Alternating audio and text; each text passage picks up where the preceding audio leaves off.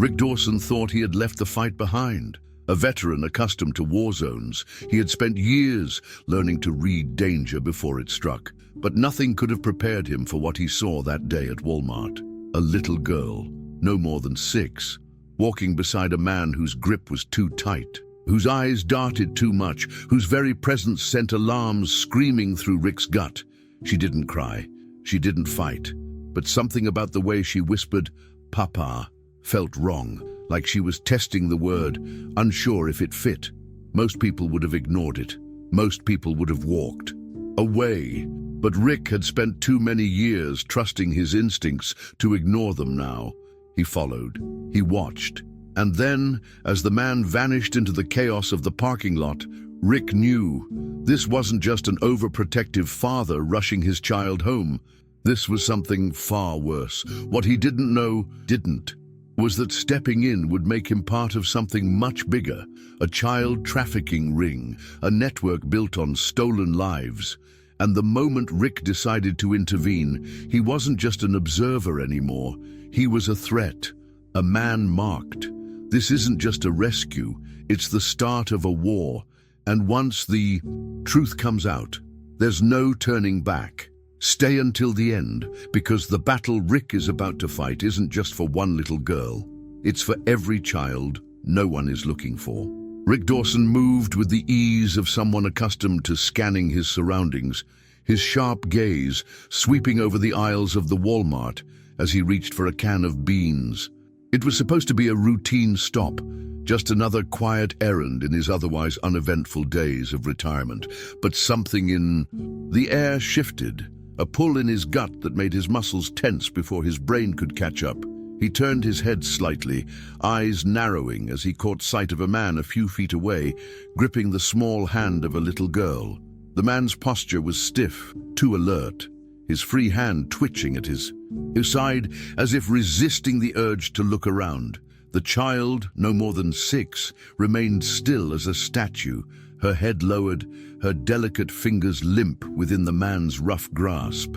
Something about it wasn't right, the way she didn't cling to him, the way she didn't fidget or complain like children often did in public places. It wasn't just her silence, it was the absence of any emotion at all. Rick turned back to his cart, pretending to be focused on his groceries, but he kept the pair in his periphery.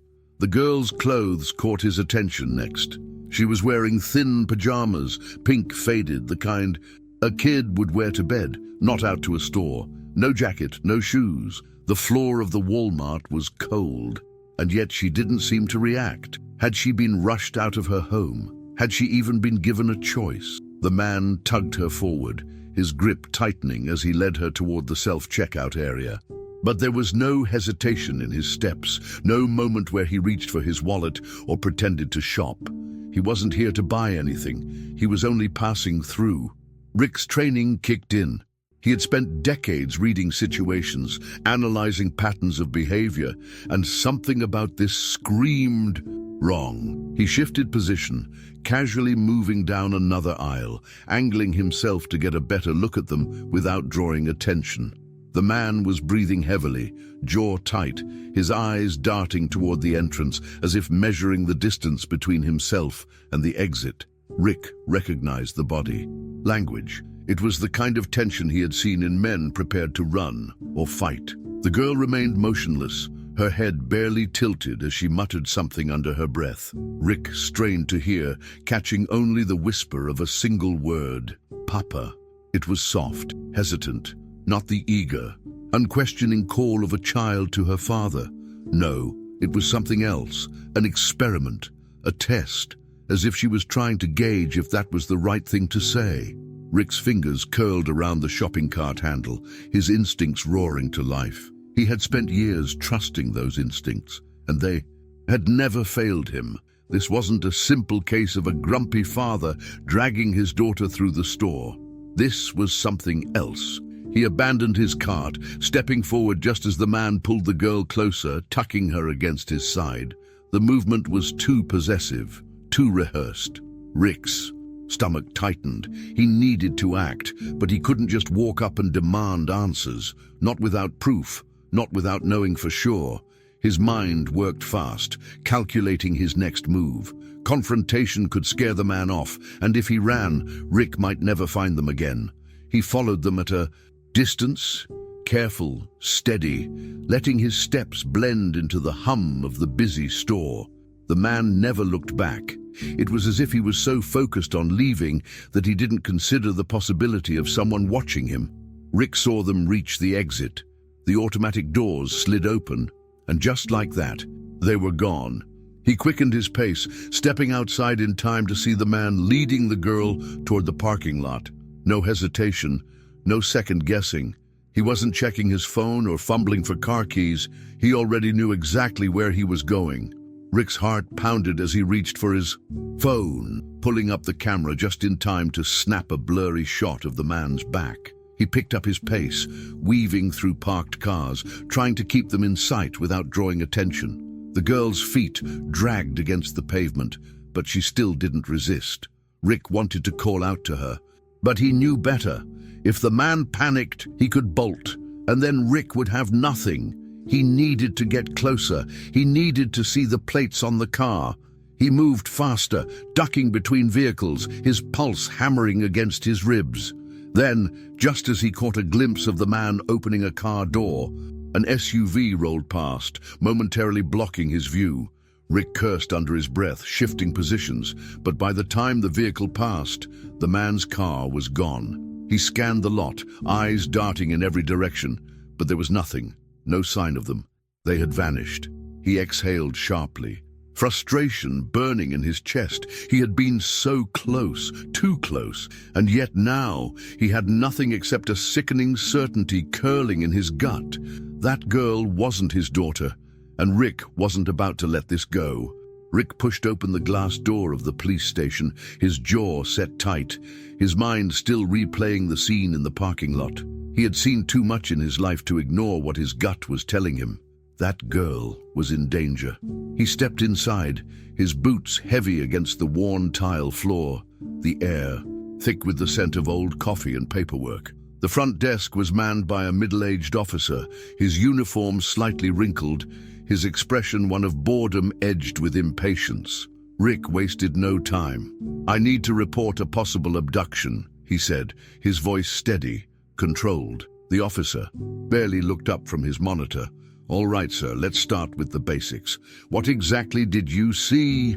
There was no urgency in his tone, no shift in posture that suggested he was taking this seriously. Rick inhaled sharply, forcing himself to keep his temper in check. A man with a little girl at Walmart. She wasn't responding to him the way a child should. No signs of comfort, no resistance either. It was like she was disconnected, detached. She was in pajamas, no shoes, and when she spoke, it wasn't natural. It was like she was testing the word, "Papa." The officer finally looked up, one brow arched in mild skepticism. "So you think this was a kidnapping because a child was quiet?" Rick clenched his fists, feeling his patience thin.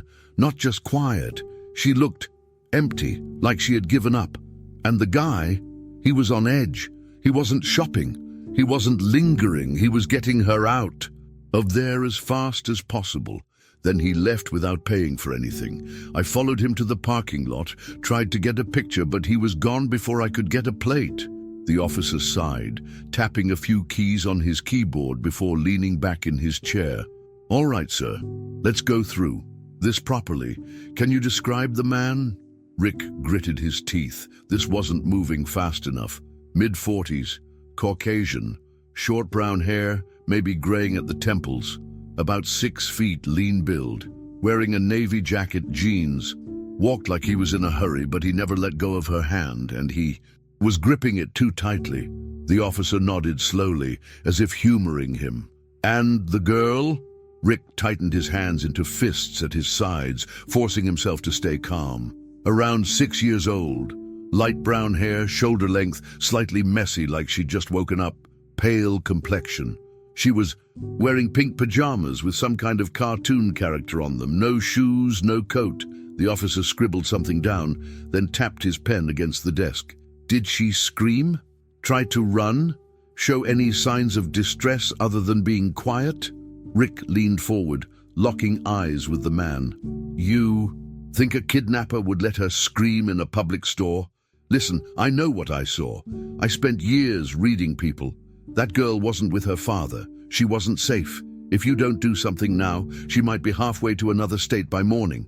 The officer exhaled through his nose, setting down his pen. Look, sir, I get that you're concerned, but we can't go around making arrests based on a gut feeling. If she wasn't fighting, wasn't calling for help, wasn't resisting, how do we prove she was taken against her will? Parents rush their kids out of stores all the time. Rick's blood boiled, his fingers twitching with the need to grab this guy by the collar and shake some sense into him. He forced himself to breathe. Losing his temper wouldn't help. I don't need proof to know when something is wrong, he said, voice low, controlled. I've seen fear in people's eyes before. I've seen resignation. That little girl, she wasn't just quiet, she was gone, like she'd already been taught that resistance was useless. That's what you're missing. The officer hesitated, something flickering across his face for just a moment. Doubt, maybe. But then it was gone, replaced by bureaucratic indifference. I'll log the report, he said, scribbling a few more notes. If anything matching your description comes up, we'll look into it. Rick felt the frustration coil tighter in his chest. That was it? A report that would get buried under a stack of other reports forgotten by morning? He stepped back, his fists clenched at his sides, his heart hammering with helpless rage. That's not good enough, he said, his voice quieter now but no less sharp. If that girl disappears, it's on you. The officer met his gaze but didn't reply, just nodded, a polite dismissal before turning back to his computer. Rick didn't wait. He turned on his heel and walked out, shoving the door open with more force than necessary. The cold air hit his face, but he barely felt it. The world kept moving as if nothing had changed, as if a little girl hadn't just slipped through his fingers. The law wouldn't move without proof. He was alone in this, but he wasn't about to let it go. Rick didn't waste time. He knew waiting around for the police to do something was pointless. If he wanted answers, he had to get them himself. His first stop was back where everything started, the Walmart. He pushed through the automatic doors with purpose, heading straight to the customer service counter. The young woman behind the desk barely looked up, her fingers tapping against the keyboard as she greeted him with routine indifference. "How can I help you, sir?" Rick exhaled, leaning forward slightly, lowering his voice just enough to add urgency without raising suspicion. "I lost my wallet here earlier today. Pretty sure it was near the self-checkout. I was hoping I could take a look at the security footage to see if someone picked it up." The woman hesitated, chewing her lip as she glanced toward the back office. "I'm not really allowed to show customers the footage, but I can check with my manager." Rick nodded, keeping his expression neutral even as impatience churned in his gut. Every second counted. Minutes passed before an older man in a store vest emerged from the office, eyeing Rick with suspicion. "You lost your wallet?" His tone was flat, skeptical. Rick nodded, again adjusting his stance to exude confidence. "Yeah, I think it slipped out of my pocket when I was at the checkout. I just need to see if someone picked it up. If I can get an idea of who, maybe I can track it down." The manager folded his arms. "You should file a report. If someone turns it in, we'll call you." Rick fought the urge to grind his teeth. He knew pushing too hard would raise red flags. He forced a chuckle, keeping his tone light. "I get that, but it had some important stuff in there. Military ID, bank cards. It'd really help if I could just take a quick look." He pulled out his old ID from his pocket, letting the man see the worn emblem of his service record. It was a calculated move. Some people respected that sort of thing. The manager hesitated, then sighed. "Fine. I can't let you in the security room, but I'll pull up the footage for you." Rick kept his expressions neutral, but inside, he was already moving 3 steps ahead. He followed the man into the back, watching as he brought up the surveillance from earlier that day. The grainy footage flickered on the screen, showing the self-checkout area. Rick leaned in, his eyes scanning every movement. There, the man, the girl, the stiff way she walked, the way he pulled her closer when people got too near. Then they left, heading toward the parking lot. The camera angle shifted as the feed switched to the exterior view. Rick's pulse quickened. He watched as the man led the girl toward a black SUV parked on the outskirts of the lot. No hesitation, no fumbling for keys. He knew exactly where he was going. And then, the final detail that made Rick's stomach tighten. The SUV had no license plates. He pulled out his phone, snapping a picture of the screen before the manager could object. He straightened up, nodding once. "Thanks. Even if I don't find my wallet, this helps." The manager frowned, but didn't argue. Rick was already walking out. He had what he needed. Now he had to find that SUV. He spent hours driving, following every logical route out of town, stopping at gas stations and rest areas, scanning for any sign of the vehicle. The longer he searched, the heavier the weight in his chest grew. If he was right, if that girl had been taken, every passing minute meant she was getting farther away. Then, finally, after what felt like an eternity of fruitless searching, he saw it, the black SUV was parked at the edge of a rundown gas station, tucked away near the exit, as if whoever was inside didn't want to be noticed. Rick pulled into the lot slowly, keeping his distance, his heart pounding as he assessed the situation. Through the tinted window, he could barely make out the silhouette of the girl in the back seat. She wasn't moving. His grip tightened on the steering wheel. He had no time to think, no time to wait. If she was unconscious, or worse, he couldn't afford to hesitate. The police wouldn't make it in time. He had to act. He stepped out of his car, moving toward the SUV with measured steps, his hand already hovering near the pocket where he kept his concealed weapon. His instincts screamed at him. This was about to go sideways. Then, the moment he reached the rear of the vehicle, he felt it, a presence, a shift in the air. Before he could react, he caught movement from the corner of his eye. He turned just in time to see the man standing outside the gas station, his face partially obscured by the shadow of his hood. Their eyes met, and in that instant, Rick knew he had been spotted. And now, it was no longer just about the girl. Rick was no longer just an observer. He was a threat. Rick's muscles coiled, every nerve in his body tuned to the immediate danger as he locked eyes with the man standing a few yards away. The moment their gazes met, Rick knew there was no turning back. The man's grip tightened around something in his pocket, his stance shifting subtly, predatory, ready. Rick had seen that kind of movement before, in combat, in life-or-death situations where hesitation meant the difference between survival and a body bag. He took a slow step forward, careful, calculated. "You don't want to do this," he said, his voice low, firm. "Let the girl go." The man smirked, an ugly, knowing look that sent a wave of cold certainty through Rick. There would be no reasoning with him, no deal to be made. This wasn't a man who got caught off guard easily. He had done this before. He was confident he could do it again. Without another word, the man yanked a knife from his pocket, the blade glinting as he held it up between them. Rick barely had time to react before the man lunged, the knife slicing through the air in a precise, practiced motion. He dodged, twisting his body just enough to avoid the blade, his instincts kicking in. The fight had begun, and Rick knew one thing. He couldn't let this man get back into that SUV. If he did, the girl would be gone, and there'd be no second chance. Rick shifted his weight, positioning himself between the man and the vehicle, raising his hands in a calculated show of surrender. "All right," he said, his voice steady, reading every move, every twitch of the man's fingers. "You don't want trouble. You want to get out of here. I get it." The man's grip on the knife tightened. He took a step closer. Rick let him. Another step. The tension in the air snapped tight. Then, in a single fluid motion, Rick struck. His hands shot out, grabbing the man's wrist and twisting it with brutal precision. A sharp cry escaped the kidnapper's lips as the knife clattered to the ground. Rick didn't hesitate. He drove his knee into the man's gut, sending him stumbling back. But the man recovered fast, too fast. He reached for the knife, fingers scrabbling against the pavement. Rick moved first, kicking it away, sending it skidding under the SUV.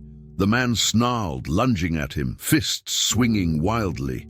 Rick blocked the first hit, absorbed the second with a grunt, then retaliated with a vicious blow to the ribs. The man wheezed, staggered, but didn't go down. He was stronger than he looked, and he fought with the desperate energy of someone who knew losing wasn't an option. Rick knew desperation made men dangerous. He also knew control won fights.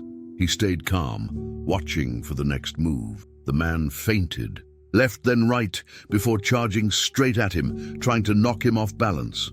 Rick caught him mid-motion, using the man's own momentum to twist him around, forcing him face first onto the hood of the SUV. He locked an arm around the man's throat, tightening just enough to cut off his air, without crushing his windpipe. "It's over," Rick growled, pressing him down. The man thrashed, his breath coming in ragged gasps, but Rick held firm. Then, behind them, a soft sound. Rick's focus snapped to the SUV's backseat. The girl. She was moving, slowly, groggily, her small fingers twitching. As she struggled to lift her head, a wave of fury burned through Rick's veins. She had been drugged. He tightened his grip on the man beneath him. "What did you give her?" The man choked out something unintelligible, but Rick didn't loosen his hold. He had been right. Every instinct had been right. This wasn't a misunderstanding. This wasn't some overprotective father being too rough with his kid. This was a predator, a man who had taken a child and drugged her to keep her compliant, and he would have gotten away with it if Rick hadn't followed his gut. The man gave one last, desperate jerk, his body convulsing in a final attempt to break free, but Rick had him. He used his weight to force him down harder, pressing his knee into the man's back. Then, piercing through the adrenaline, through the rapid thump of his own pulse, he heard it. The distant wail of sirens, the police. They were coming. Relief flooded him, but he didn't let up. "Not yet. You're done," Rick muttered. The man let out a strained breath, his struggles finally slowing. He knew it too. Rick risked one glance at the girl. Her eyelids fluttered, her small frame slumped against the seat, but she was breathing. She was alive, and she was safe, for now. But even as the blue and red lights flashed closer, Rick knew this wasn't over. Not by a long shot. Because the man he had just taken down, he wasn't afraid. He wasn't panicked. He wasn't acting like someone who had just lost. He was smiling, and that meant one thing. There was more to this than Rick had realized. The police moved with controlled efficiency, securing the scene as officers restrained the man Rick had fought to the ground. Even as they cuffed him, even as they dragged him to his feet, the bastard was smiling. Rick watched, his chest heaving, his fists still clenched. He had seen a lot of things in his life, men who had lost everything, men who had nothing left but their rage. But this was different. This wasn't the look of a man who had been caught. This was the look of someone who knew something no one else did. An officer approached Rick, a woman with sharp eyes and a no-nonsense demeanor, her badge glinting as she motioned for him to step aside. "You okay?" she asked, scanning him for injuries. Rick nodded, barely registering his own exhaustion. "I'm fine. You need to get her out of that car." He motioned toward the SUV where the girl, still dazed, remained slumped against the seat. The officer signaled to her partner, and they carefully opened the door, one of them reaching in to check her pulse. Rick didn't take his eyes off the suspect. "Who is he?" he asked. The officer sighed. "We'll find out soon enough." Rick wasn't convinced. He knew how these things worked. Arresting a guy like this didn't always mean getting answers. If this man was as dangerous as Rick suspected, then he wouldn't have been working alone. A man like that was a piece on a chessboard, a disposable player in a much bigger game. Rick moved closer as two other officers hauled the man toward a patrol car. His smirk hadn't faded. "What the hell are you smiling at?" Rick demanded. The man tilted his head, amusement flickering in his dark eyes. "You think this means anything?" His voice was hoarse, but there was a quiet arrogance to it. "You have no idea what you've stepped into, old man." Rick's jaw tightened. He had expected resistance, maybe even denial, but not this. This wasn't fear. This was certainty. The officer beside him nudged the suspect forward. "Yeah? Well, let's see how cocky you are behind bars." As the police processed the scene, Rick remained on edge. Every instinct told him this wasn't over. Then the real confirmation came. A detective arrived, a man in his 50s with graying hair and tired eyes. He walked straight to Rick. "Dawson, right? I read your statement from earlier. You were right about him. The guy's using fake IDs, no real records. Nothing that checks out." Rick folded his arms, his gut twisting with what he already knew was coming. "So, who the hell is he?" The detective's expression darkened. "We don't have a name yet, but we know what he is. He's not just some low-level scumbag. He's part of a trafficking network. We found files in his car, photos, locations, transaction logs. He wasn't working alone." Rick felt something inside him harden. He had suspected it, but hearing it confirmed made his stomach turn.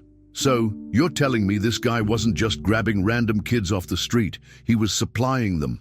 The detective nodded grimly. "And not just here. Internationally, we're talking a highly organized operation. Chloe wasn't his first victim." Rick turned sharply at the mention of the girl's name. Chloe, the girl he had almost lost in that parking lot. The girl who, without him, would have disappeared. Forever. He looked back at the SUV, where paramedics were now carefully lifting her from the seat, checking her vitals. She was awake now, barely, her small frame weak but alive. He exhaled, tension gripping his chest like a vice. "Where did she come from?" he asked. The detective hesitated before answering. "She was reported missing 3 days ago, taken from a park a few towns over. Her parents, they've been looking for her non-stop." Rick nodded slowly, but before he could respond, commotion near the edge of the scene caught his attention. A car had just pulled up, and before it had even fully stopped, 2 people rushed out, a man and a woman, frantic, their faces pale with fear and desperation. The moment the woman saw Chloe, her knees buckled, a broken sob ripping from her throat. The man, her father no doubt, grabbed her, holding her up as they both ran toward their daughter. The officers let them through. Rick took a step back, watching as they collapsed beside the paramedics, their hands grasping for their child as if afraid she might disappear again. Chloe barely moved at first, still lost in the fog of whatever drug had been in her system. But as her mother's fingers brushed against her cheek, something in her eyes shifted, recognition, and then the dam broke. Chloe whimpered first, then let out a sound so raw, so full of pain and relief that Rick felt it deep in his gut. She clung to her mother, tiny fingers gripping desperately, sobs shaking her frail body. Her father wrapped his arms around them both, his face buried in her tangled hair. Rick turned away, giving them the moment they deserved. He had spent years believing that his days of fighting battles were behind him, that he had no more wars left to wage.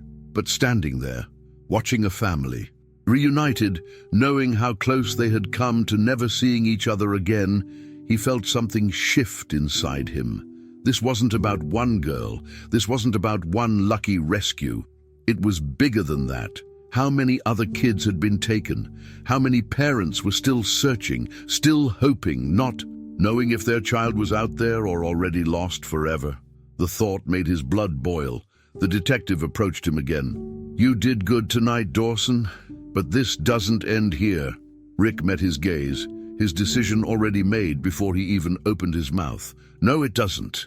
He looked back. At the suspect now locked in the back of the police car, that same smug grin still in place. He wasn't afraid, and that meant there were more like him. More children like Chloe, more families waiting for answers they might never get. Rick had spent years trying to convince himself that his fight was over, that he was just another man trying to live out the rest of his life in peace. But tonight proved something else. He wasn't done. He couldn't be. Because the justice system had blind spots, because people like that man relied on good men standing down. Rick had done that once. He wouldn't do it again. As the paramedics loaded Chloe into an ambulance, her parents never letting go of her, Rick exhaled, the weight of his decision settling into his bones. He wasn't just walking away from this, he had found another war worth fighting, and this time he wasn't stopping until it was won. Every story we share here is crafted with great care and dedication, thinking of you who accompany us. We want to know, how did this story make you feel? Leave your comment. Your opinion is very important to us. And if you enjoyed it, don't forget to subscribe to the channel and leave a like. It helps us continue bringing you more meaningful and heartfelt stories. Thank you for your support, and see you in the next video.